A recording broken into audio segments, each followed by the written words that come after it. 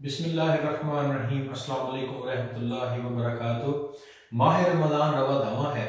अल्लाह पाक हमें माह रमज़ान में कुरान मजीद को समझने और उसकी हदायत को समझने और उस पर अमल करने की तौफीक अता फरमाए।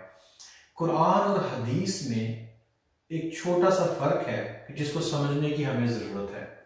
कुरान मजीद और अहादीस में से जो हुक्म निकलता है और जो हुक्म मुसलमानों को मिलता है वो एक जैसा मकबूल है। मिसाल के तौर पर कुरान मजीद और अहादीस दोनों ही वही अल्लाह होती हैं।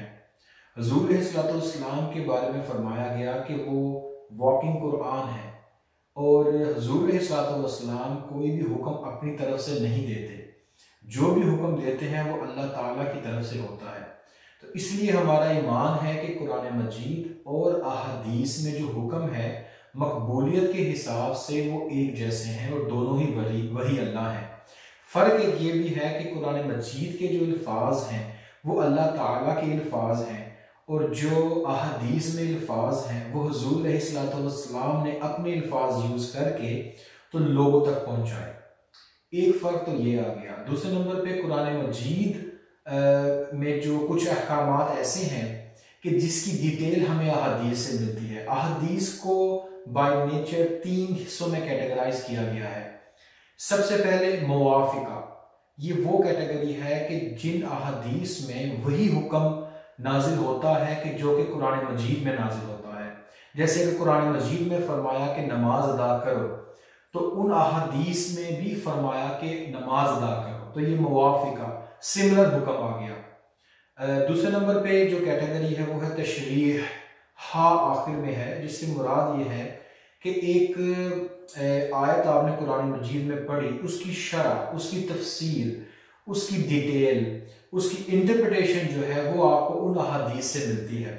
जैसे नमाज पढ़ने का हुक्म कुरान मजीद में है, नमाज कैसे पढ़नी है तो ये हमें उन अहादीस में से इसके सबूत मिलते हैं। और नंबर 3 तशरीह, इसमें आइन आखिर में है। तशरीह कैटेगरी वो होती है कि जिसमें ऐसे हुक्म जारी होते हैं जो कुरान मजीद में नहीं होते, और ऐसा बेशुमार हिस्सा अहादीस का मौजूद है कि जो अहकामात हम पर लागू हैं लेकिन वो कुरान मजीद से नहीं मिलते। बाज़ लोग अहादीस का सिरे से इनकार कर देते हैं और ऐसा कहने वाले दायरा इस्लाम में नहीं, क्योंकि कुरान मजीद ये कहना कि सब कुछ कुरान मजीद में है, ये कहना ही अनकुरानिक है। और कुरान मजीद जब ये बात बोलता है कि follow the profit, it means कि कुरान मजीद से हुक्म लेना है और उस हुक्म पर अमल कैसे करना है ये हमें अहादीस से मिलता है। बाज़ लोग असूलियत अहादीस से चूंकि वाकिफ नहीं होते और कुछ अहादीस के मानी को समझने में उनको प्रॉब्लम होती है और वो इस चीज़ को तस्लीम नहीं करते, तो बजाय इसके कि वो इस चीज़ का इल्म हासिल करें वो इसका सिरे से इनकार कर देते हैं।